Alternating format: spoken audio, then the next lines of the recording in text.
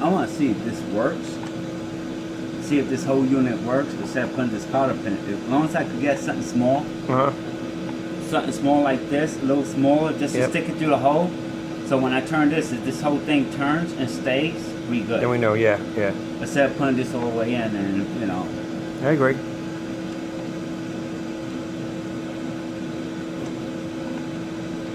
Well, let's see if we got a thinner cotter pin in the toolbox. All right.